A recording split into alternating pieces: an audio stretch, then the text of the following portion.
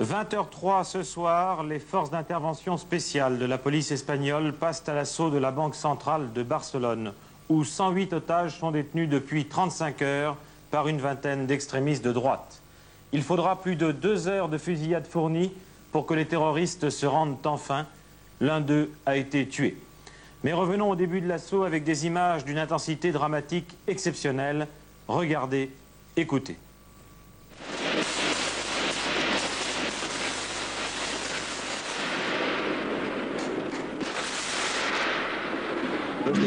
Tampoco ha sido confirmado. Au moment où on pense que tout va se dénouer par la négociation, la fusillade éclate, une bonne vingtaine de coups de feu et des rafales d'armes automatiques ensuite.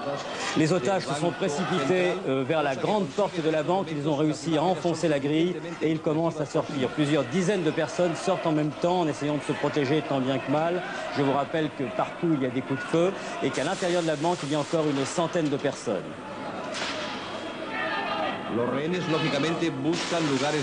Visiblement, sur ces images d'ailleurs, les terroristes continuent à tirer des fenêtres de la banque sur les otages qui viennent de sortir de cette banque.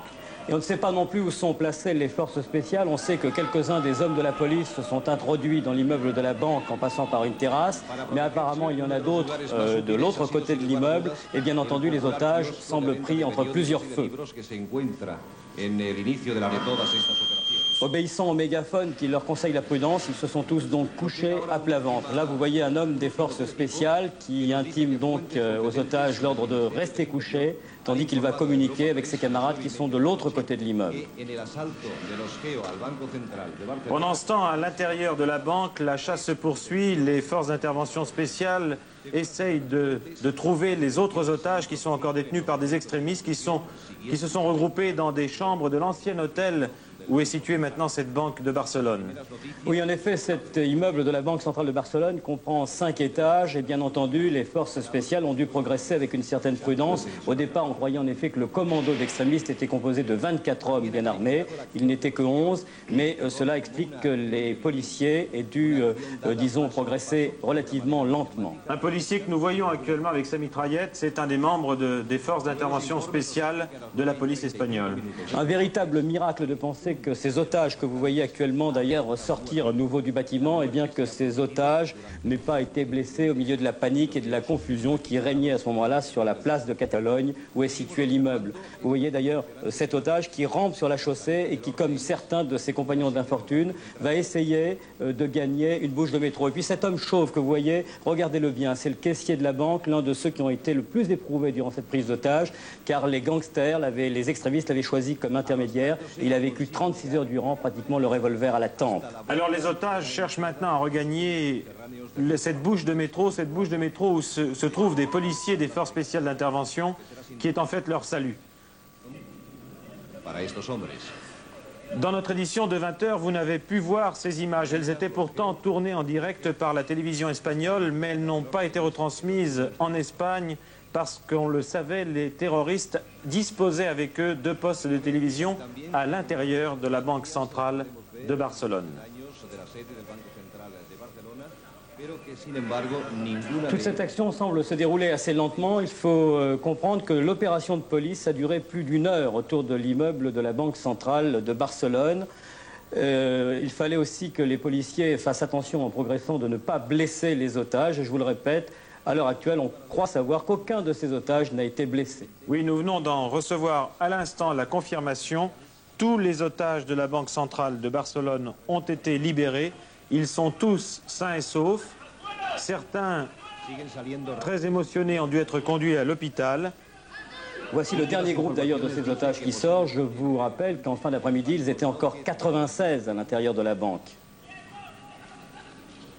Certains d'ailleurs ont essayé de s'échapper dans les étages au moment où la fusillade a éclaté. Et s'ils se couchent tous à terre, c'est parce que la police leur dit « Attention, attention, il y a des tireurs aux fenêtres, attention, couchez-vous ». Et voyez, certains de ces otages d'ailleurs ne se couchent pas et essayent de fuir par tous les moyens.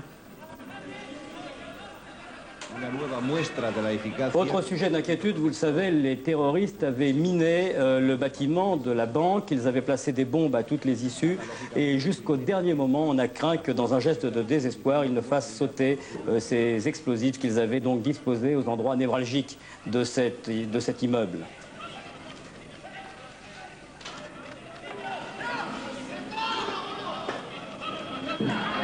C'est vraiment un miracle qu'aucun otage n'ait été blessé dans la fusillade qui a suivi donc.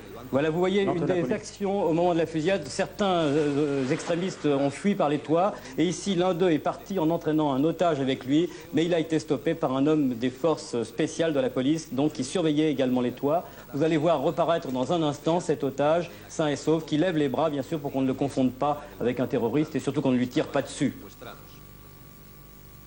Tandis que le terroriste lui-même se rend peu de temps après.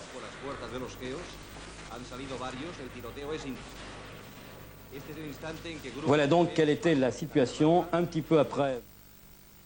Il y a encore des hommes des forces spéciales qui investissent les toits pour empêcher bien entendu les terroristes de fuir, car maintenant il s'agit de déclencher une chasse à l'homme pour les retrouver, car on ne les a pas encore tous arrêtés. Bien alors, donc ce qu'il faut dire maintenant, c'est que l'action à la Banque centrale de Barcelone est terminée. Tous les otages sont sains et saufs. Un extrémiste de droite a été tué.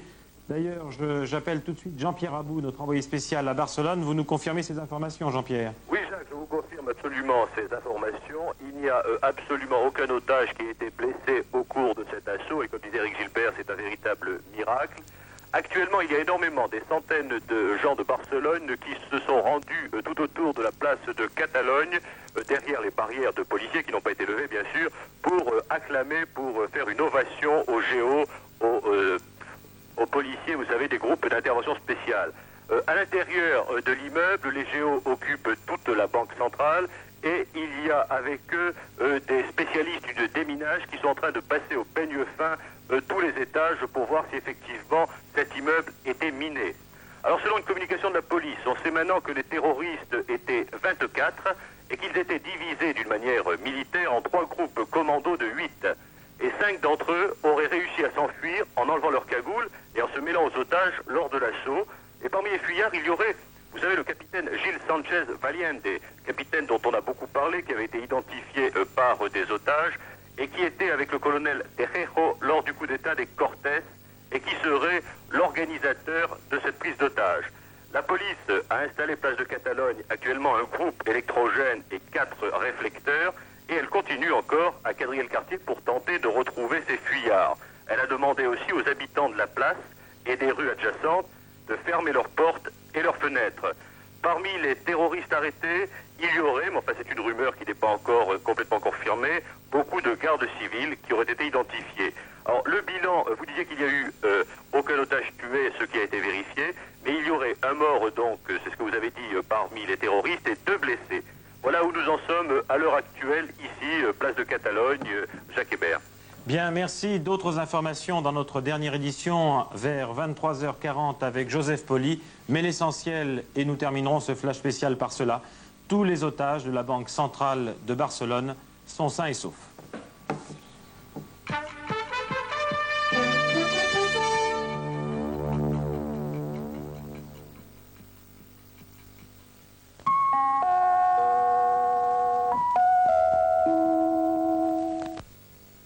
Maintenant, le grill Minute Seb a 2 positions. Fermé, il fait de bonnes grillades bien saisies dessus, dessous, avec tout le jus dedans. Ouvert, il grille des grandes côtelettes, des grosses brochettes, des poissons entiers. Le nouveau grill Minute Seb a 2 positions. Pour tout griller. Seb. J'ai un petit creux que je vais colmater, une petite 4 et je vais me payer une rondelle de saucisson Jules Moret. Et quand ça me titille les papilles, Jules Moret vient à la rescousse avec quelques rondelles en douce de cette gourmandise pur porc. J'en prendrais bien encore. Saucisson Jules Moret, la gourmandise pur porc. Une tondeuse? Je veux qu'elle démarre facilement et qu'elle ramasse bien l'herbe. Tondeuse 420, la réponse de Taureau. 1950, les tampons apparaissent. Pour les femmes, c'est une nouvelle liberté. Aujourd'hui, avec les textes, les tampons ont bien changé. Regardez, le tampon Playtex a un applicateur en plastique doux à bourron. Alors, l'application est plus facile. Autre progrès, il s'ouvre en corolle. Ça, c'est pour la sécurité. Et il y a aussi le tampon Playtex Plus maxi absorbant. Enfin, Playtex existe en version déodorante. Les tampons ont changé. Changé pour Playtex. Chaque porteur de lunettes est exposé à tout moment à la malveillance de l'ignoble schnockle. Soyez plus malin que le schnockle. Ayez plus d'une paire de lunettes. Il les a droits pour moi. Allez, écoutez-moi ça. On dirait une petite coque.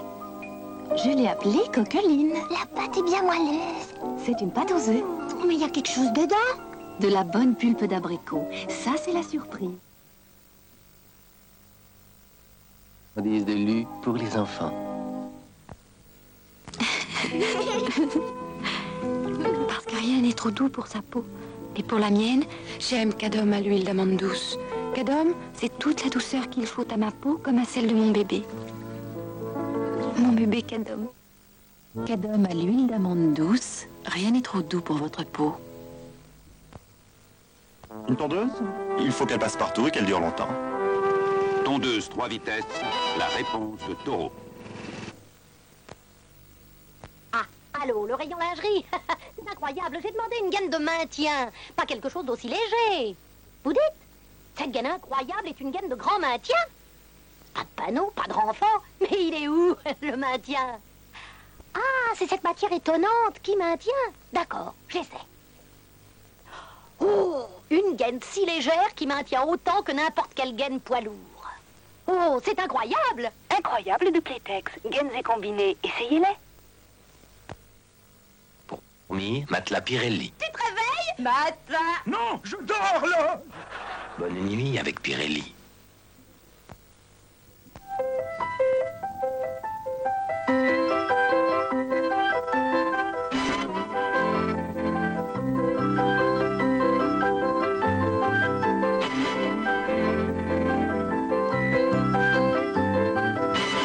Numéro 19 de Chanel. Un Chanel plein d'élan. En parfum et en eau de toilette. Numéro 19, un Chanel plein d'élan.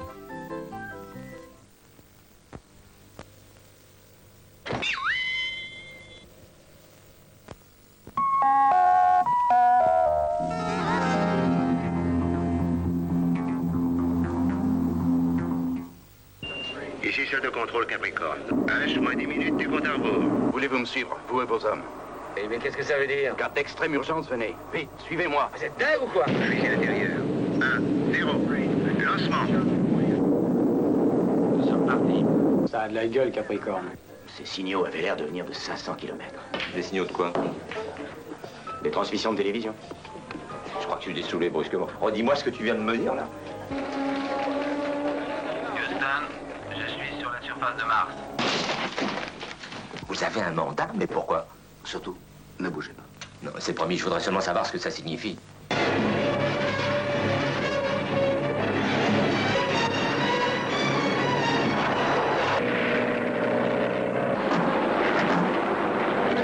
Un film, Capricorn One de Peter Iams, avec Elliott Gould. 3 astronautes prêts à voir Mars et à en revenir.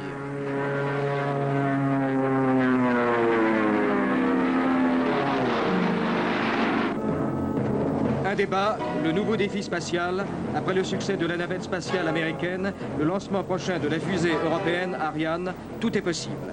L'avenir du futur, lundi 25 mai à 20h30 sur TF1. Et le 25 mai, c'est demain, et cette émission de Jean-Pierre Girardoni occupera donc toute notre soirée sur TF1. Pour l'instant, nous allons nous rendre à la Fondation MACT à Saint-Paul-de-Vence pour assister à un concert donné par les Percussions de Strasbourg qui interprète une œuvre de Yanis Xenakis, Pléiade. Et en contrepoint à cette œuvre, le réalisateur de l'émission, Roland Coste, va nous présenter également des sculptures d'Alberto Giacometti. Donc un double plaisir pour l'ouïe et pour la vue. Voici donc ce concert et ses sculptures.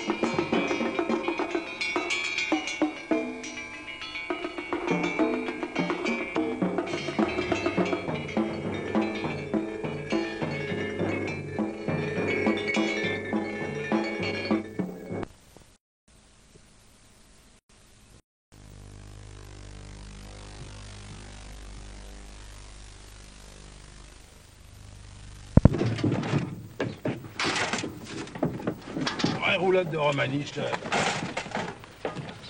Hé, Romano, où t'as planté le cochon? C'est une vraie bagnole de bougnoule, cette caisse. Oh là là, Jojo, allez, allez, tire-toi, là. Oh.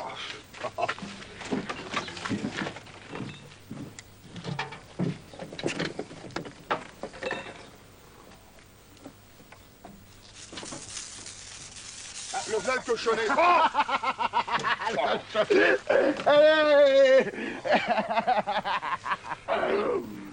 Vous voyez, on aime bien rigoler, nous, on est tous comme ça chez nous. Ah, ça pour rigoler, ah, on rigole.